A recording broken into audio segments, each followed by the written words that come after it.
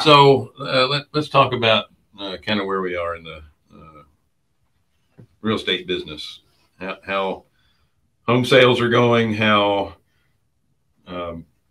alternative investments in real estate that are still recession resistant, like multifamily, self-storage, build to rent. Yep. We had Jim on last week with his build to rent model. We're seeing, didn't you tell me that a hedge fund just bought somebody's house for 25% over retail? No, 20%. It's 20% over retail. Hedge funds, if you're living in a big city, hedge funds are buying properties at 20% over the retail. And it's not just one, it's several of them are doing that. And it goes down a little bit the farther out you go from the larger cities, but it's crazy what they're doing. I can't figure it out of how they think they're going to get out of this, because they're banking on what they think the economy is going to do and what they think the real estate market is going to do. And it's so crazy right now. I would be, really nervous about that.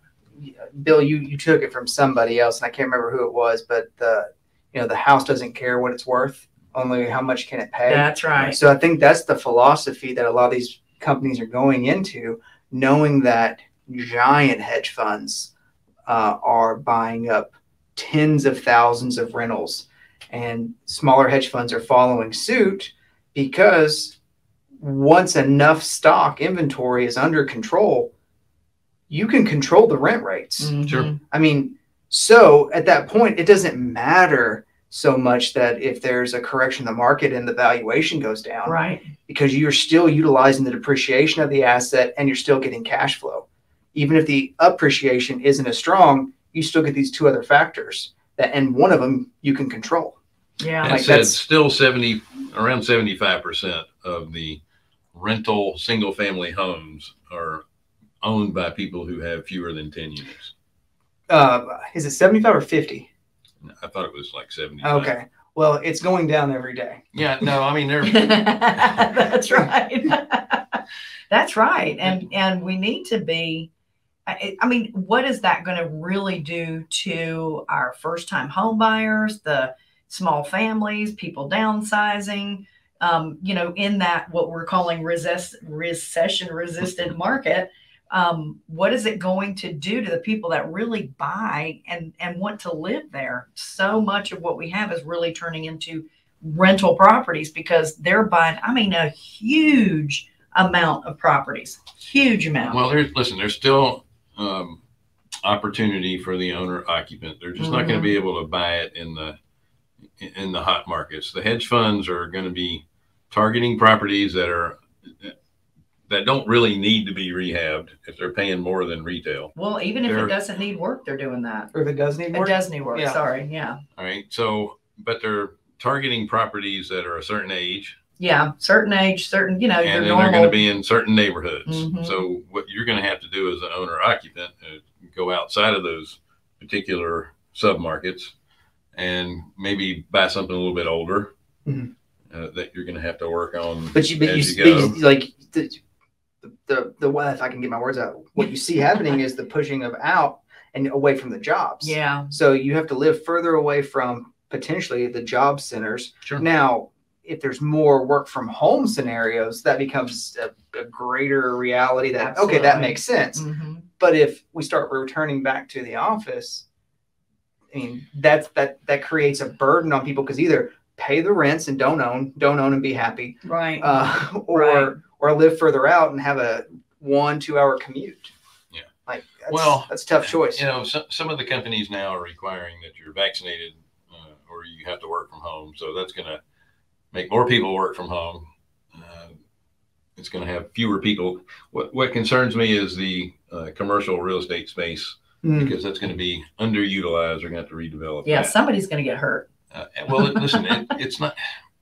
Every market has people that get hurt. Yeah, that's true. Every market has people that are going to benefit. Yeah. So as things change, you just need to be in the right spot at the right time. Yeah. So knowing the future, It's the amazing Kresge. You can't look. What's going on? You can't look into the future. You can be lucky and be ahead of the game, or you can Be diverse in your investments. Be in a group with like-minded people that understand markets in different areas, Yeah. and never put yourself in a position where you only have one or two exit strategies. You need to be nimble and be able to change and react to the market. Although you don't want to react to the market, you want to be proactive as much as you can. But there's going to be times where you have to react. Yeah. But as long as you're in a position where you can turn that ship fairly quickly, your issues are going to be minimal. Right. Yeah. Right. Yeah. I mean, but in real estate, we,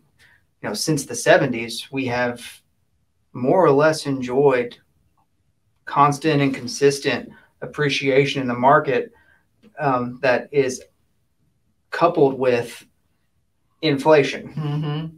And because we've been, forcing inflation since the 70s all along the way. Sure. So at what point does that, I won't use the word bubble because I hate the word bubble, but at what point does that program stop working And turn into deflation? Yeah. I mean, you brought that up. You were talking about Alistair McDonald. Yeah, well, he was we talked about him before. And then somebody else was talking about deflation to you. No, I was reading a book. That's right. Yeah. So He reads. Yeah. So what was the name of that book again? It's The Price of Tomorrow. Yeah.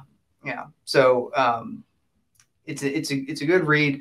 One of the I guess the foundation point of the book is we live in a technology or a technological society where we're constantly advancing in technology. Mm-hmm. And technology at its core is a deflationary, like a deflationary instrument, I suppose. Yeah. Like, Yeah, it makes you more efficient. like, cell phones don't cost as much as they used to. Right. You had a cell phone in the 90s, you were one of the, or the early 80s, you were one of the very first. I had a brick phone. Yeah. But now, so it's a force that keeps, and then it also removes certain jobs. Mm-hmm. So technology at its core is a deflationary force. And at what point does quantitative easing and printing of more money stop working against that force? Yeah.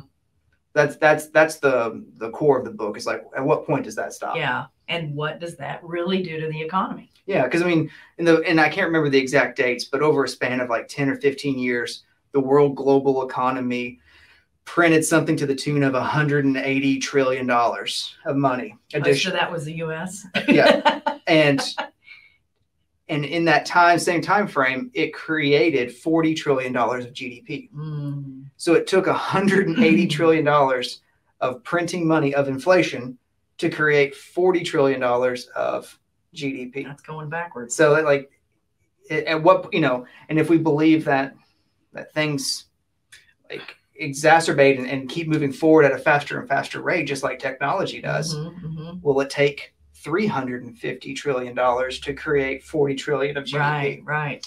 At the same time, it through those years, it has lifted up the lifestyle of more people in the lower economic. 100% across the global economy, there are far less people making under $1.90 an hour now.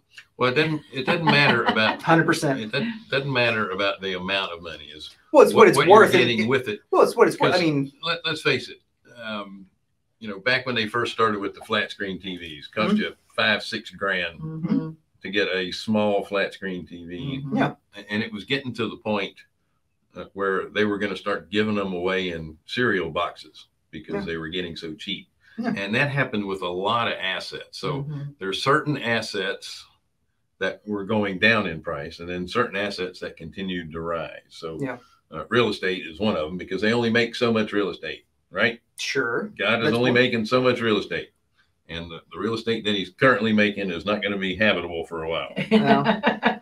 So you've still got that supply and demand thing going on. And then with the ability of technology to increase production at lower costs, it allows people all over like I said, the economic ladder to be able to afford a lot more stuff. Sure.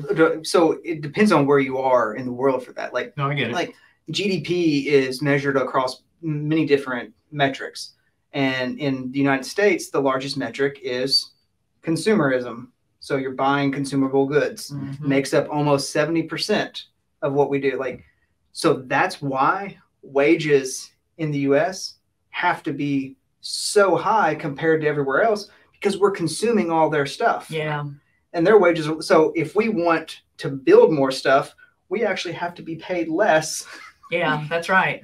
Like, and it's just economics. Yeah. Or you just have less people making more money. Yeah. So it's like, like China took the whole, I mean, and everyone talks about it. It's like,